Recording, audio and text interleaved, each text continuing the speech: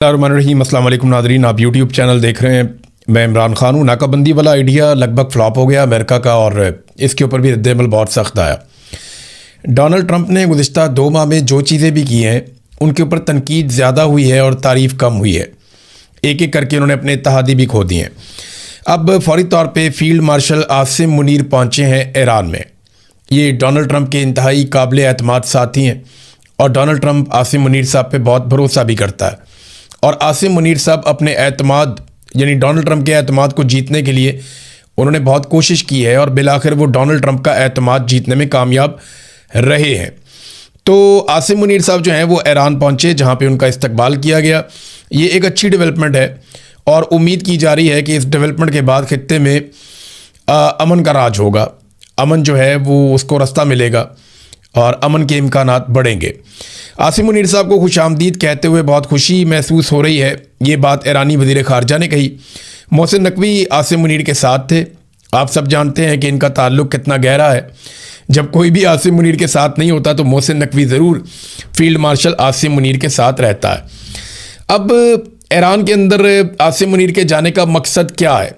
Field marshal Asim Munir गए हैं, इससे उम्मीद ये की जा रही है कि ये एक ऐसा विज़िट है जो ईरान को भी मुज़ाकरात की टेबल के ऊपर दोबारा लेकर आएगा।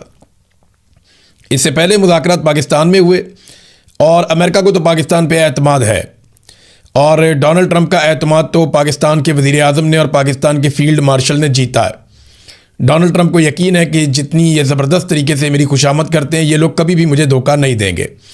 हाँ, ईरान का मामला ये है कि ईरान को लगता है कि पाकिस्तान में उनके साथ ज़्यादती हुई है और मुज़ाकरात को अधूरा छोड़कर अमेरिका चला गया था। वैसे भी ईरान की मजबूरी नहीं है फ़ौरी तौर पे मुज़ाकरात करना या फ़ौरी तौर पे जंगबंदी करना, ये मजबूरी अमेरिका की है। इसमें एक ख़बर भी है मेरे पास, और ख़बर ये है कि बाकायदा अमेरिका ने 2 हफ़्ते की जंगबंदी की दरख्वास्त की है ईरान से। ये ख़बर मुख्तलिफ सोर्सेज से आई है। एसोसिएटेड प्रेस AP उसने भी ये खबर दी है, ब्लूमबर्ग अमेरिका का उसने भी खबर दी है, और ईरान की तस्नीम न्यूज़ एजेंसी है, उन्होंने ये दावा किया कि ये दरख्वास्त जो है वो अमेरिका की जानिब से की गई है कि 2 हफ्ते की जंगबंदी में तौसी कर दी जाए और जंगबंदी को अगले महीने तक ले जाएं। ईरान ने अभी तक इसके बारे में हामी नहीं भरी। जो ईरानी सदर का स्टेटमेंट है वो मैं आपके सामने रख देता हूँ, फिर मैं इसके बारे में आपको और बताता हूँ। ईरानी सदर ने जो स्टेटमेंट जारी किया उसका अगर उर्दू में तर्जुमा करें तो वो ये है कि वो हमें दहशतगर्द कहते हैं, लेकिन वो हैं असल में दहशतगर्द। वो किसी को भी ज़िबा कर देते हैं, कहीं भी ज़िबा कर देते हैं, और जब चाहते हैं किसी को भी ज़िबा कर देते हैं। और फिर वो बात करते हैं इंसानी हुकूक की, उन्हें शर्म आनी चाहिए। ये बात ईरानी सदर ने कही। और ये हमने होता हुआ देखा कि अमेरिका की जंगों में जितने लोग मारे गए उतने लोग तो किसी भी जंग में मारे नहीं गए। यानी जितने लोगों का कत्लेआम अमेरिका की इन जंगों में हुआ है उतने लोगों का कत्लेआम तो दहशतगर्दी के अंदर भी नहीं हुआ, उतने लोगों का कत्लेआम तो बड़ी बड़ी लड़ाइयों के अंदर नहीं हुआ जितना कत्लेआम अमेरिका की छेड़ी गई गुज़िश्ता 20-30 साल के अंदर जो जंगें हैं उनके अंदर जितना बड़ा कत्लेआम हुआ है।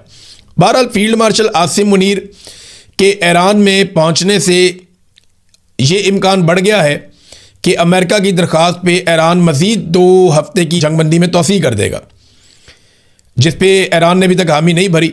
ऐसा लगता है कि फील्ड मार्शल के जाने के बाद ईरान ये हामी भर लेगा। नाकाबंदी वाला आइडिया फ्लॉप हो गया। वजह यह है कि चाइना के अब जहाज़ कैसे रोकें, जो ताकतवर ममालिक हैं उनके जहाज़ कैसे रोकें, और जो दोस्त ममालिक हैं अमेरिका के जिनके साथ अमेरिका के काफ़ी अच्छे ताल्लुकात हैं उनके जहाज़ कैसे रोके जाएँ। अगर खाली ईरानी जहाज़ आपने रोकने हैं तो वो तो आपने बड़े अरसे से पाबंदियाँ लगाई हुई हैं ईरान के ऊपर, और उनके जहाज़ आप रोक लेंगे वो बाकियों के रोक लेंगे तो नुकसान तो पूरी दुनिया का हो जाएगा। तो ये आइडिया कोई इतना कामयाब नहीं था कि बाहर से हम नाकाबंदी कर लेते हैं, तुम अंदर से कुंडी लगाओ हम बाहर से कुंडी लगाते हैं, इसका कोई इतना फ़ायदा नहीं हुआ। लेकिन जंगबंदी में अब ये सहूलतकारी जो पाकिस्तान कर रहा है अमेरिका के लिए, क्योंकि देखिए जंगबंदी की ज़रूरत अमेरिका को है। अगर आप अमेरिका के मीडिया को उठाकर देखें तो जितना भी अमेरिका का मीडिया है वो सारा ये कह रहा है कि अमेरिका ये जंग हारा है, अमेरिका को नुकसान हुआ है, अमेरिका डैमेज हुआ है। कोई भी अमेरिकी मीडिया ये नहीं कह रहा कि अमेरिका ये जंग जीत गया है। बज़ाहिर जो इंटरनेशनली अमेरिकन मीडिया के अंदर रिपोर्टिंग हो रही है उसमें अमेरिका पे तनकीद हो रही है कि अमेरिका इस जंग को ना सही लड़ पाया और ना इस लड़ाई को जीत पाया। ना उनके मकासद पूरे हुए। और दुनिया भर में सबका ये मानना है कि ईरान ने अपनी कैपेसिटी से बेहतर जंग लड़ के दुनिया में अपना मुकाम बनाया और ईरान इस जंग का विनर है, फातेह है। अब जो फातेह है उसको तो जंगबंदी की ज़रूरत नहीं होती ना। जंगबंदी की ज़रूरत तो उसको होती है जिसे फतह ना मिल रही हो या जिसे नुकसान हो रहा हो। तो अमेरिका को टाइम चाहिए अपने इत्तेहादियों को इकट्ठा करने के लिए। वो बार बार टाइम लेते हैं लेकिन इत्तेहादी उनके काबू नहीं आ रहे। अमेरिका को टाइम चाहिए अपनी हिकमत अमली बनाने के लिए। और दूसरा, अमेरिका को एक और टाइम भी चाहिए कि अगर ये मामला डिफ्यूज़ करना है तो फिर भी उनको टाइम चाहिए। अब वो दोबारा मुज़ाकरात करने के लिए बैठना चाहते हैं। पाकिस्तान के अंदर ये मुज़ाकरात होंगे, इसका कवी इम्कान है, और आने वाले दिनों में ये मुज़ाकरात दोबारा से इस्लामाबाद में हो सकते हैं। अमेरिकन की जानिब से तो हाँ आ चुकी है।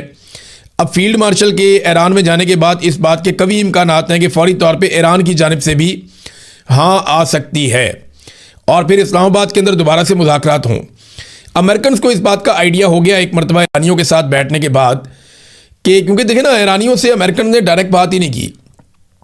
कई दहाइयाँ हो गई हैं, अमेरिकन सिर्फ बस अपने बयानात जारी करते थे। अब जब टेबल पे उनके साथ बैठे हैं तो उनको कैपेसिटी का अंदाज़ा हुआ है कि ईरानियंस कितने ज़हीन लोग हैं और वो कितनी तैयारी के साथ आए थे। उनके पास एक एक सवाल का जवाब और डॉक्यूमेंट मौजूद था, जबकि अमेरिकन की वैसी तैयारी नहीं थी। वो एक्सपोज हुए वहाँ पे और ये चीज़ें अब रफ्ता रफ्ता रिपोर्ट भी हो रही हैं। तो ऐसे में अमेरिकन को ज़्यादा तैयारी के साथ ईरानियों के सामने मुज़ाकरात में बैठना पड़ेगा। पाकिस्तान वही रोल प्ले करेगा जो पाकिस्तान ने पहले भी किया था। अब 2 हफ्ते की जंगबंदी में तोसी हो जाती है तो इसका बड़ा फ़ायदा हो जाएगा। लेकिन साथ में एक बात याद रखिएगा कि गल्फ़ में इस वक्त तेल की दुकान बंद है और अमेरिका ने अपनी तेल की दुकान, क्या पूरा डिपार्टमेंटल स्टोर खोला हुआ है वहाँ पे, और वो सबको दावत दे रहा है कि आओ और आकर यहाँ से तेल लेकर चले जाओ। इस वक्त पाकिस्तानी फ़ौज सऊदी अरब में पहुँची है। पाकिस्तान का वज़ीर आज़म और पाकिस्तान का वज़ीर ख़ारजा भी सऊदी अरब में है। शहबाज शरीफ एक लंबा चौड़ा वफ़द लेकर सऊदी अरब गए हैं और पूरा तैयारा भर के ये लोग सऊदी अरब पहुँचे। और वहाँ पे अब लाजमी बात है $3 अरब लेने हैं सऊदी बादशाह से, क्योंकि पैसे वापस करने हैं यूएई के, वरना खुदा न खास्ता पाकिस्तान डिफ़ॉल्ट कर सकता है। तो फिर सऊदी अरब की सारी बातें भी माननी पड़ेंगी। काश फ़लस्तीनियों के पास भी $5 अरब होते, उनके साथ भी कोई दिफाई मुआहदा करता। मस्जिद अक्सा की हिफाजत के लिए भी इसी तरह कस्में खाई जाती हैं। काश इसी तरह पाकिस्तान की या किसी भी मुल्क की एयरफोर्स और फ़ौजी जो है वो मज़लूम निहत्ते फ़लस्तीनियों की हिफाजत के लिए भी मौजूद होते।